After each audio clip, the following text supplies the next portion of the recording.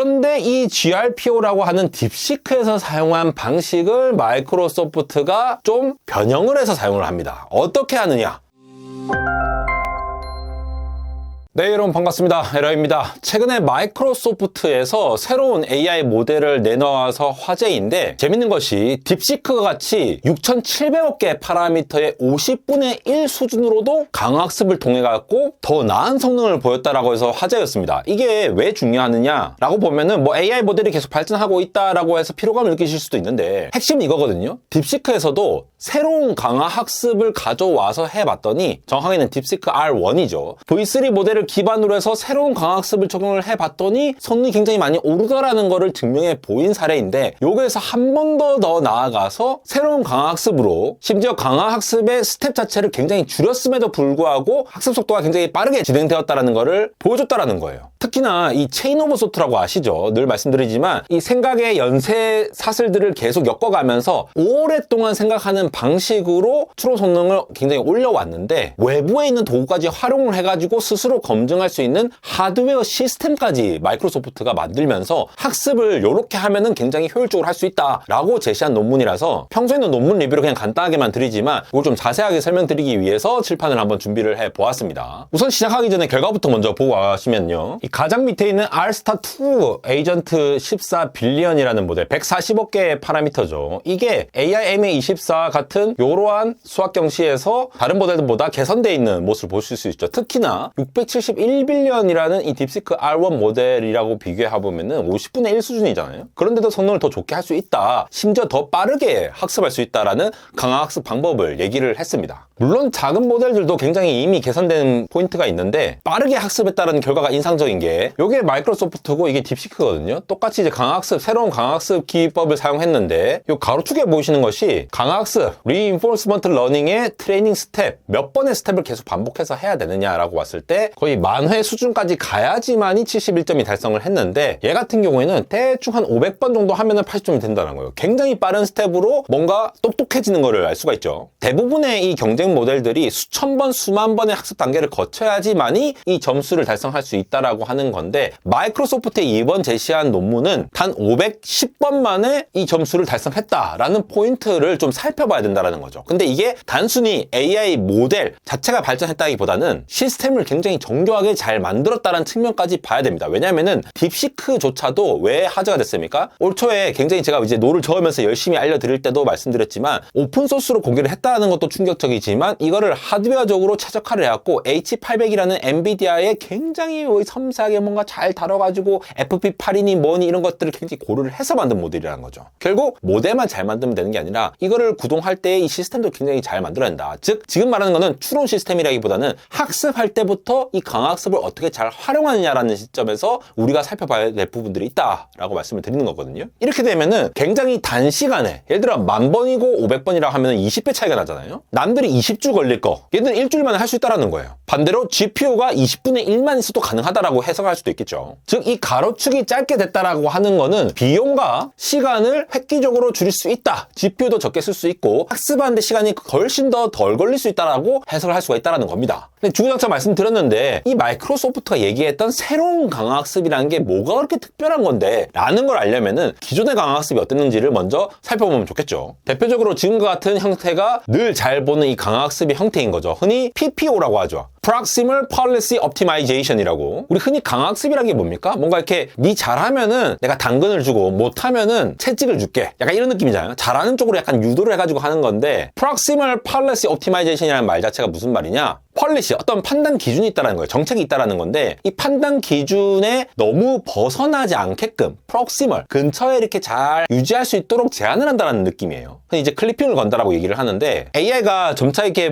잘하는 쪽으로 이렇게 유도가 될 수 있지만 너무 급작스럽게 다른 학습 경로로 가버리지 않도록 요 안에서 잘 유지를 하게끔 제한을 걸겠다, 클리핑을 하겠다라는 개념이 기존의 PPO 방식의 강화 학습이라고 보면 됩니다. 예를 들어 폴리시, 현재 지금 정책이 있어요. 이 기준 자체로 해서 너 잘하네 마네 이런 리워드를 지금 주고 있다라는 거예요. 특정 액션을 취하고 잘했네 그러면은 리워드를 주고, 약간 이런 식으로 지금 정책 기준으로 계속 살펴보는데, 자, 이런 상황에서는 이렇게 행동해야지라고 봤을 때 굉장히 잘했다라고 느껴질 때에 보상을 준다라는 개념. 그럼 이렇게 이제 행동을 하고 보상을 하고 이런 것들이 계속 왔다 갔다 하는 이 데이터들을 이 롤아웃을 합니다. 이게 이제 모든 데이터들을 이렇게 쭉 주면은 여기서 뭘 하느냐? 트레이닝을 할 때 지금까지 했던 이 경험을 바탕으로 새로운 폴리시를 업데이트하는 거죠. 새로운 폴리시 T+1이라고 돼 있죠. 지금까지 현재 시점에서 어떤 정책으로 해서 이렇게 해라고 했던 것들을 쭉 받아와가지고 이렇게 좀 수정해볼까 해서 다시 이 정책을 주면은 그 정책을 토대로 해서 다시 이 정책대로 학습을 한다. 이러한 개념으로 강학습이 진행된다라고 보시면 되겠고, 이게 바로 PPO 방식. 이러한 이 순환적인 루프를 통해 가지고 계속해서 너무 많은 영역으로 벗어나지 않도록 해 나간다라는 걸로 이해를 하시면 되겠어요. 좀 안정적으로 간다라는 거죠. 좀 천천히 가더라도. 그런데 이런 PPO 방식이 이제 많이 진행되고 있었는데 올해 초에 딥시크라는 모델에서 GRPO라는 새로운 방식이 등장을 합니다. 공개를 한 거죠. GRPO는 그룹 Relative Policy Optimization, Policy Optimization이긴 한데 얘는 Proximal Policy Optimization이고 얘는 그룹 Relative, 그룹의 상대적인 걸 얘기를 하는 건데, 얘는 예를 들어 선생님이 그냥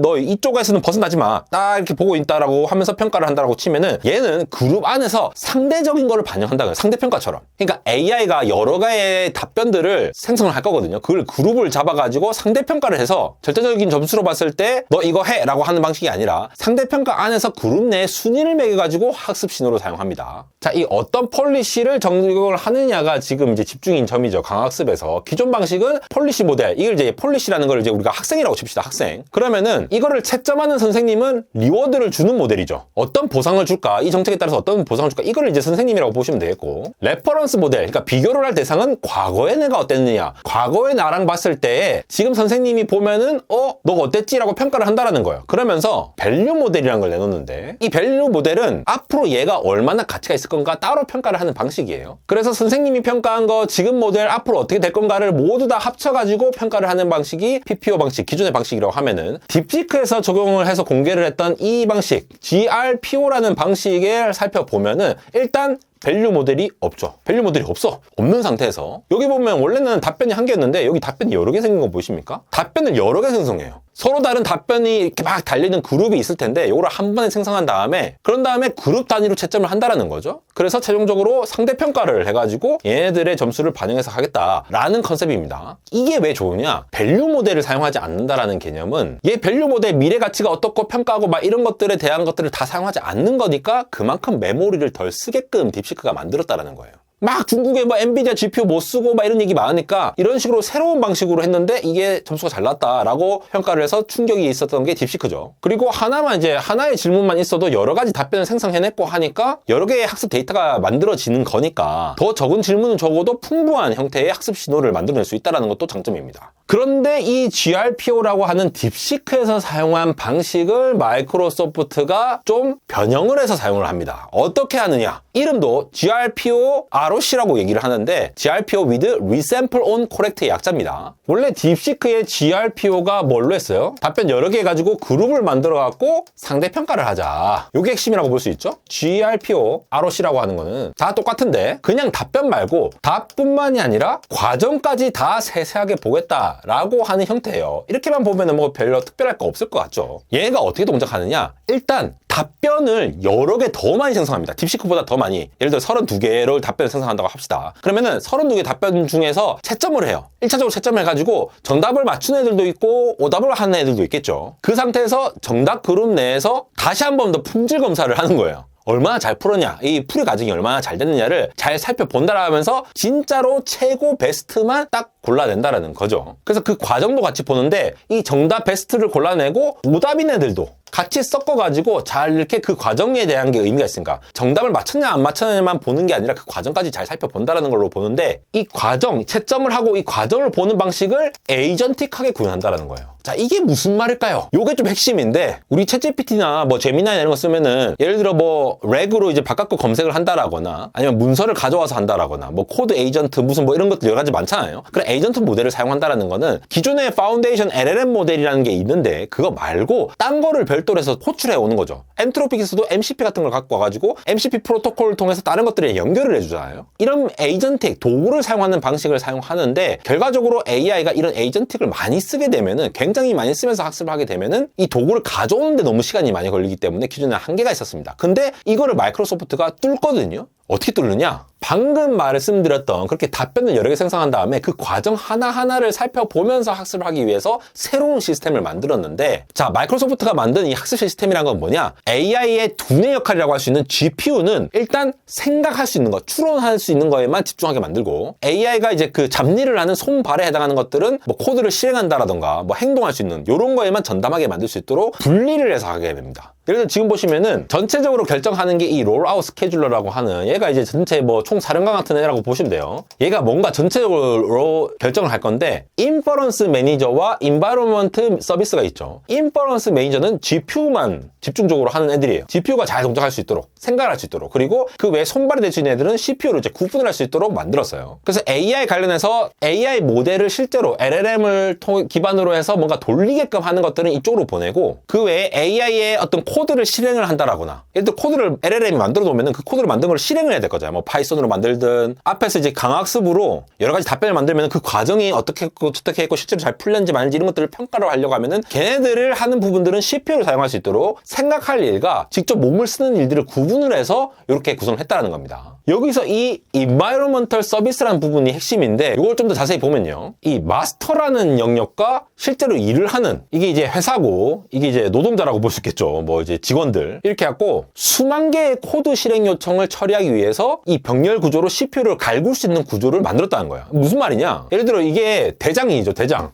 마스터가 대장이고, 실제로 대장이 시키면은 수많은 이 노동자들이, 수많은 이 직원들이, 월급을 받는 이 노동자들이 하나하나 다 처리할 수 있도록 이 시스템을 만들었다는 거죠. 그러니까 앞서 이게 생각을 하는 모델들은 여기 있겠지만도, 제가 아까 뭐랬어요? 마이크로소프트가 굉장히 많은 답변을 만드는데 걔네들 다 평가할 애들이 필요하고, 그 평가할 애들은 각각의 그 과정을 생각할 수 있어야 되는데, 그거를 에이전틱하게 다른 것들을 호출해갖고 파이썬 코드를 보든 뭐 해갖고 평가를 해야 되잖아요. 그러한 과정까지 GPU가 할 수 없으니까 그 GPU는 CPU로 몰아주고 싶은데, 이 CPU로 몰아줄 때 마스터에 해당하는 애들은 엄청나게 많은 그런 답변에 대한 요청들을 받은 다음에 이거를 뿌려주는 역할을 한다는 거죠. 그러면은 이 CPU들이 동시에 수만 개의 행동을 지연 없이 처리를 할 수 있도록 운영이 될 수 있는 거고, GPU와 CPU 간에 각각의 할 일을 이제 분리해서 적용할 수 있다라고 보시면 되겠죠. 만약 이게 제대로 구성이 안 되면 어떻게 되느냐? 그냥 굉장히 무식하게 그냥 만들어 버리면은, 자, AI가 생각을 했어요. 뭐 인퍼런스 엔진으로 이제 생각하는 애, 이런 답변 저런 답변 각자 이제 시간이 걸리는 게 다르겠죠. 각자 다를 텐데, 인바이러먼트 서비스에 와서, 그러니까 CPU가 해야 될 일들, 코드 검수하고 코드 실제로 돌려보면서 결과 나오고 하는 부분들 하나하나 다 기다리면서 이거 다 GPU가 노는 시간이 생긴다는 거예요.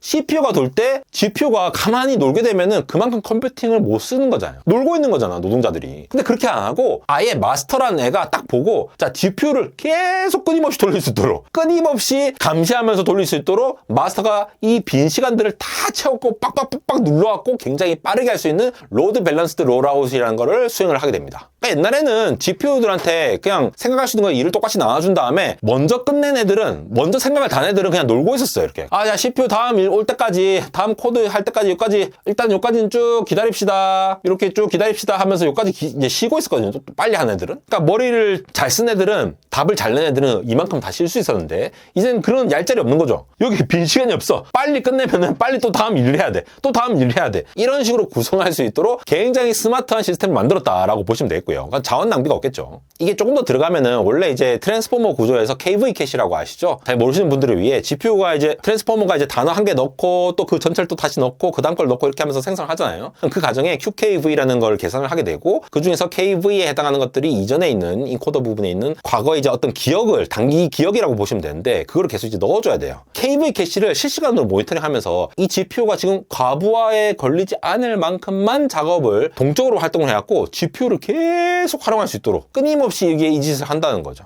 훨씬 더 감시를 많이 한다는 거예요. 이런 시스템을 구축했다는 거죠. 그러니까 이번에 마이크로소프트의 결과물이라고 하는 거는 적은 모델로서 강학습을 이러한 시스템으로 굉장히 빠르게 효율적으로만 만들면은 학습할 때도 굉장히 짧은 시간 내에 굉장히 높은 수준의 점수를 얻을 수 있다라는 거를 얘기를 해주는 하나의 예시가 될 수 있을 거고, 이건 뭐냐? AI 모델만 만드는 것이 중요한 게 아니라 AI 모델과 하드웨어 시스템의 적합한 구성이 얼마나 이 경쟁력을 끌어올릴 수 있는지를 힌트를 준다는 거죠. 제가 봄에 실리콘밸리, 써니베일에 있는 있는 구글 클라우드 건물에 갔을 때 TPU를 직접 보고 사진 찍은 게 되겠는데요. 자, 이게 왜 대단하느냐? 구글이 대단하다고 평가를 받는 부분이 뭐냐면은 AI 모델 제미나이 지금 요즘 성능 좋죠. 굉장히 잘하는 것들이 많고 서비스도 굉장히 많은 걸 내놓습니다. 그리고 딥마인드에서는 지금 다른 AI 업체들이 돈을 벌기 위해서 하는 것 그 이상의 엄청난 성과들을 지금 내고 있거든요. 그런 부분도 사실 대단하긴 한데 그것보다 더 대단한 거는 구글이 그러한 알고리즘적인 소프트웨어적인 AI 모델링 하는 쪽뿐만이 아니라 그리고 AI 서비스를 하는 쪽뿐만이 아니라 10년 전부터 TPU라고 하는 하드웨어를 꾸준히 계속 만들어왔고 지금 TPU V7까지 나왔잖아요. 이걸 만들고 있는데 하드웨어와 소프트웨어가 같이 결합되어 있는 어떤 수직 계열화되어 있는 전략을 사용하기 때문에 대단하다고 부르는 거예요. 테슬라가 왜 대단하다고 부르냐면은 테슬라 역시도 전기차 기업이 아니라 그걸 더 나아가서 AI 기업으로서 옵티머스 같은 것들을 양산하려고 하는 거죠. 아직 이제 그게 그 과정에 있는 거지만도 결국 경쟁력이라고 하는 거는 모델과 소프트웨어를 같이 갖고 있기 때문에 같이 최적화해서 선을 끌어올렸다라는 점에서 높게 평가를 받는 거거든요.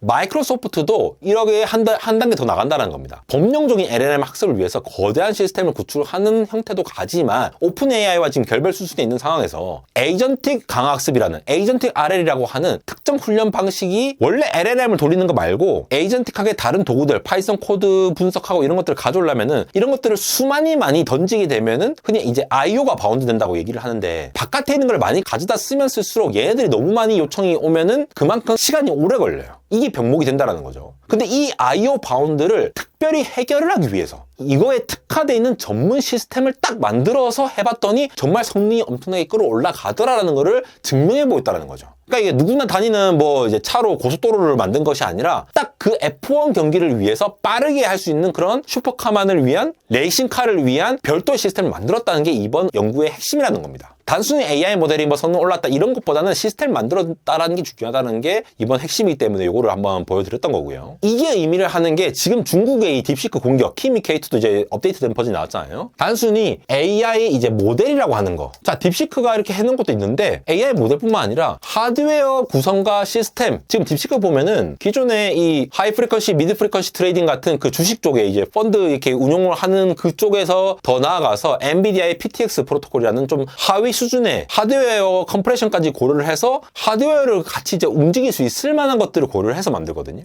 앞으로도 중국 자체 칩으로 가능하다는 것이 하드웨어로 운영이 잘 된다라고 하는 거. 요거에 잘 맞는 AI 모델을 만들었다는 거. 사실 애플 같은 경우가 그렇잖아요. 자기네들이 프로세서를 다 이제 지금은 자체적으로 만들고 있고 거기에 적합한 OS를 계속 올리다 보니까 시너지가 난다라는 거죠. 물론 알고리즘뿐만이 아니라 이제 시스템 자체의 역할이 훨씬 더 큰 거 아닌가라고 볼 수도 있는데 이 GRPO ROC라는 방식이 일반적인 그런 GRPO 방식과 비교를 했을 때에 학습 곡선이 훨씬 더 빠르게 된다는 걸 증명해 보인 거잖아요. 그리고 똑같은 조건일 때에 GRPO ROC 알고리즘 자체가 더 우수하다는 걸 논문에서도 보였기 때문에 여기에다가 더 하드웨어 시스템까지 잘 결합을 하면은 학습할 때도 남들보다 더 빠르게 학습을 시켜서 빨리 서비스를 내놓을 수 있다라고 하는 측면에서 굉장히 이제 주목을 받는 연구 논문이라는 생각이 듭니다. 복잡하게 말씀드렸는데 결국은 지금 AI 데이터 센터가 일단은 스케일링 법칙에 따라서 GPU를 굉장히 많이 깔면은 메타 같은 경우에는 거의 맨하탄을 덮는 이런 데이터 센터를 만들 건데 이런 것들을 만들게 됨으로써 경쟁력 올라가는 것도 있지만 얘네들을 어떤 시스템을 구성해서 어떻게 효율적으로 학습을 시키느냐라는 측면에서도 지금 이런 이제 뭐 5기가와트, 수기가와트대의 어떤 AI 데이터 센터를 구축한다 이런 얘기들이 나오고 있으니까 여기에서 또 효율성의 측면에서 얼마나 잘 최적화를 해갖고 더 작은 모델을 얼마나 이제 전기요금을 덜 들게 할 거냐 이것보다는 작은 모델을 그만큼 적은 시간 내에 할 수 있다는 말은 큰 모델도 빠르게 할 수 있다는 말이고 더 많은 것들을 더 빠르게 남들보다 할 수 있다는 거를 얘기를 하는 거죠. 결국 AI 강화 학습 측면에서 이번에 나온 IO 바운드를 깨고